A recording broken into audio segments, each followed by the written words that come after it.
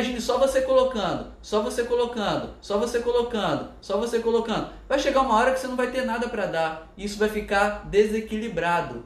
Para isso começar a equilibrar, o outro precisa dar um pouco também. Afeto, cuidado, respeito, compreensão. Aí começa a ficar equilibrado. Aí acontece a generosidade afetiva.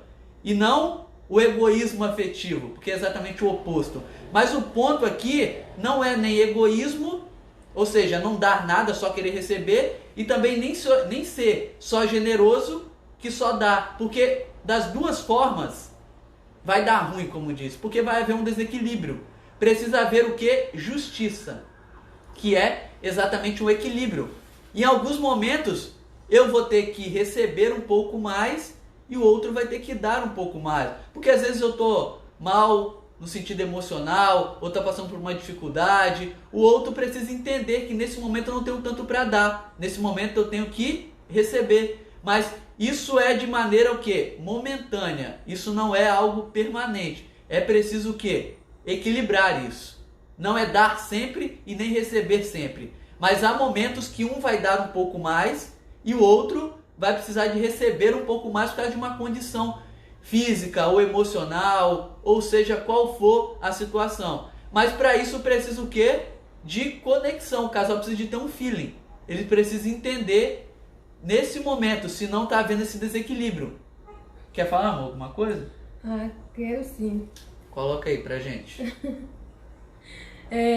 Você é tão, assim, bonitinho para explicar, né? Você sempre vê o lado bom, assim, o ângulo bom da coisa.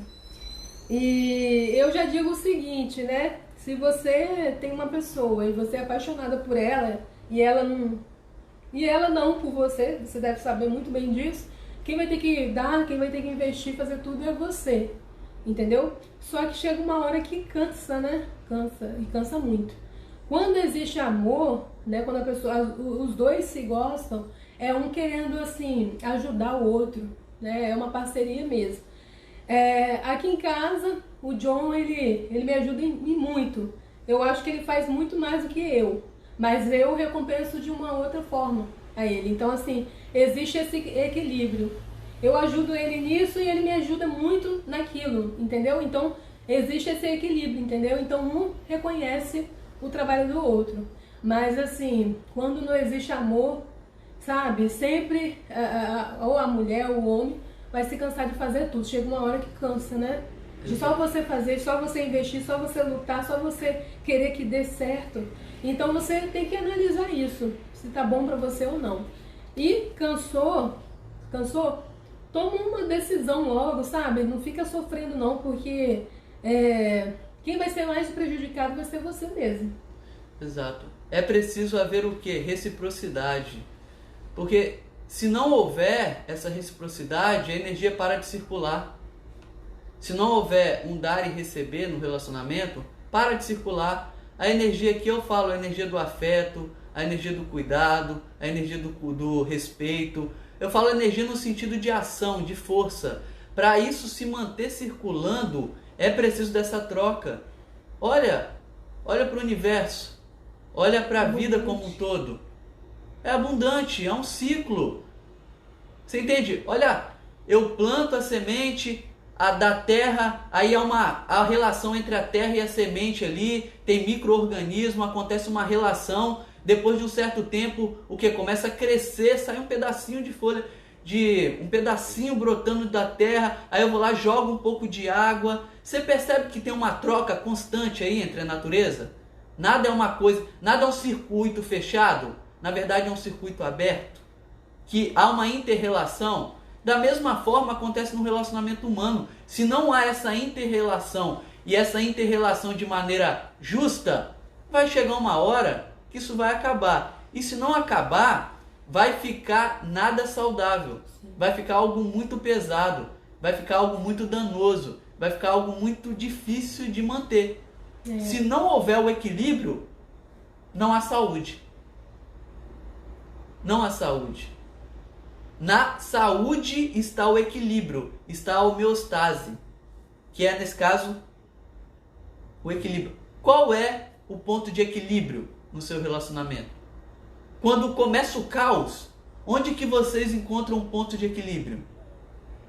Quando a balança está mais assim para um lado, mais assim para o outro, ao invés de olhar para a situação, olhe para o ponto de equilíbrio.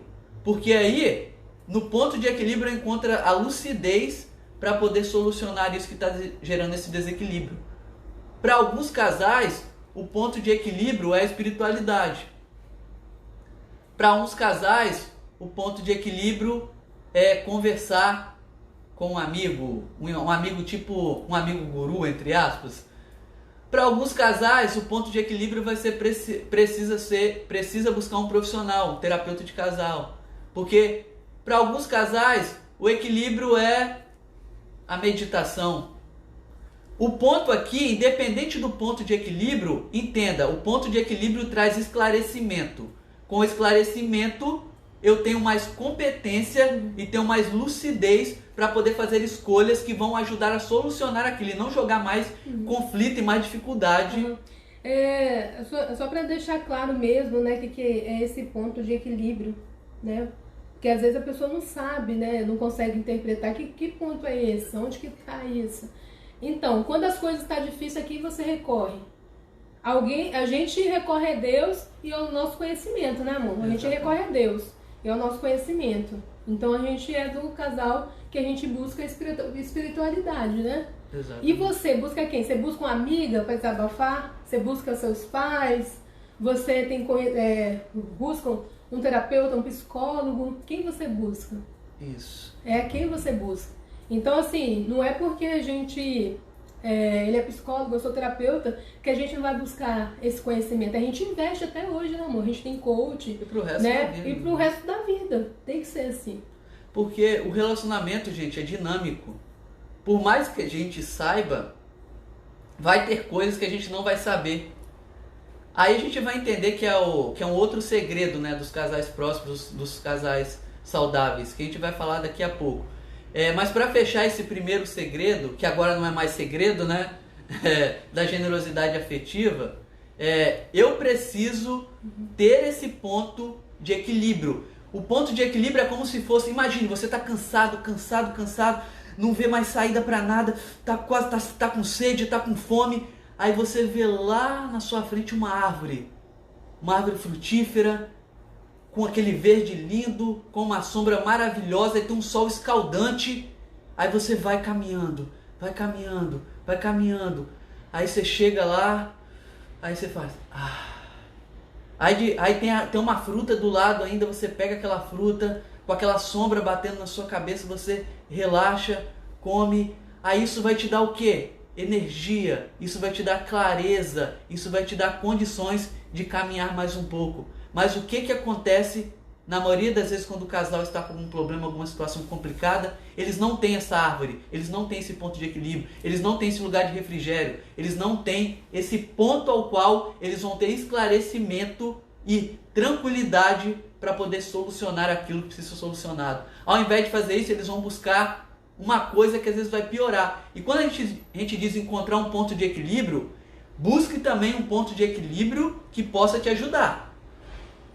Porque, às vezes, a gente já falou isso em outras lives, alguns casais vão buscar conselhos com outros casais ou com outras pessoas que, às vezes, nem têm um relacionamento e os relacionamentos anteriores foram totalmente frustrados e a pessoa é totalmente frustrada e não quer nem saber de relacionamento. Aí vai dar ruim, vai continuar. A gente tem uma mania, né, de querer se aconselhar com quem está na situação pior do que a gente, mas porque é tanta vontade assim de desabafar, de conversar com alguém, né, e ser escutada, ser ouvida, né? A pessoa quer ser ouvida, né? Então, assim, gente, mas só que isso aí é por isso que a gente fracassa, entendeu? É por isso que você fracassa, às vezes, se você tem essa postura. Porque, gente, você tem que procurar alguém que seja feliz no relacionamento, né? Que você vê que realmente aquele relacionamento ali você teria coragem de ter um. Porque muitas das pessoas até desistiram de ter relacionamentos, de tantos relacionamentos assim, ruins por aí. Exatamente. Então se aconselhe, gente, com pessoas que estão na situação que você gostaria de estar, tá? Exato, é um princípio base. Se eu vou buscar a ajuda de alguém, em determinada área, essa pessoa precisa de saber mais do que eu. Sim. Precisa de ter experiência prática e teórica, de preferência. E ela não precisa ser rica não, tá? Não. Só se você quer se aconselhar para ter dinheiro. Aí você tem que falar com uma pessoa que tem dinheiro. Exatamente. Mas assim, para relacionamento, às vezes seus pais tiveram um relacionamento bom, né? Quem sabe? Por que não? Às vezes os seus pais têm um relacionamento bom, seus tios, né? Tios, algum parente, sua avó, entendeu? Teve um relacionamento que eles eram muito apaixonados. Existe, gente, existe muito relacionamento. Existe, tá? Exato. Eu mesma falava que, assim, relacionamento bom não existia. E quando eu vi um casal feliz, né, de namorados, eu acho que eu ficava com inveja. Eu falei, poxa, eu acho que ele trai ela ou ela trai ele. Eu sempre tinha esse pensamento, assim, cruel. E por isso que eu tava na mesma situação, porque eu mesmo determinava aquilo pra mim. Entendeu? Tipo assim, eu falei, homem nenhum presta. Não, ele trai ela, todos os homens traem. Olha, só arrumava homem que não me dava valor. Olha o que eu afirmava pra mim. Ainda que eu não falei, mas eu pensei e senti. Então isso é muito sério. Exato. E o segundo segredo é o quê? Coerência relacional. O que é esse termo bonito aí? É ter de fato uma coerência entre aquilo que eu digo e aquilo que eu faço. Ser congruente, né? Exato, ser congruente. A palavra bonita, hein? Parabéns, né? Isso, tem que haver. Uau, hein? Tô lendo seu livro. Congruente. Tô lendo seus livros, lendo outros livros. Congruente, gostei, hein? Gostei dessa palavra, bonito. Que é similar ao coerência relacional. Eu preciso ser coerente no meu relacionamento. Se eu falo que eu amo e as minhas atitudes demonstram que eu não amo, as minhas atitudes vão ter mais poder do que as minhas palavras. Porque as pessoas não estão focando mais no que a gente fala, mais no que a gente faz. Você pode ver. É o que a gente faz que vai falar quem somos. E não o que a gente fala. Se o que a gente fala tem coerência com o que a gente faz, ótimo. Agora, se eu falo uma coisa e vivo outra... Eu queria dar um exemplo, né? Eu acho muito interessante. Meu Deus, como que eu vou falar dessa pessoa? Né? Uma colega minha de outro estado, tal, beleza. Ela sonha em ter um relacionamento.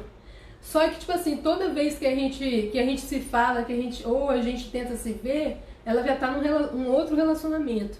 Aí ela fala, poxa, fulano, olha, eu tô conhecendo tal, uma pessoa assim, XX, e tá muito legal, ele quer me levar a sério.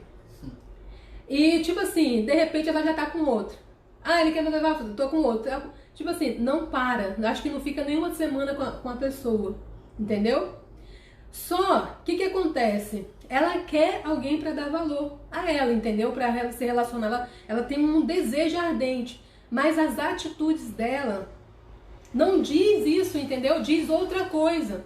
E o homem, pelo que a gente sabe, o homem gosta de ter segurança. Ela gosta de ficar livre, gosta de tirar foto pelada, gosta de tipo assim, pra qualquer pessoa ela conversa, ri, abraça gente que ela nem conhece. E todo homem quer segurança. Você se sentir seguro, não é verdade? Eu tô mentindo?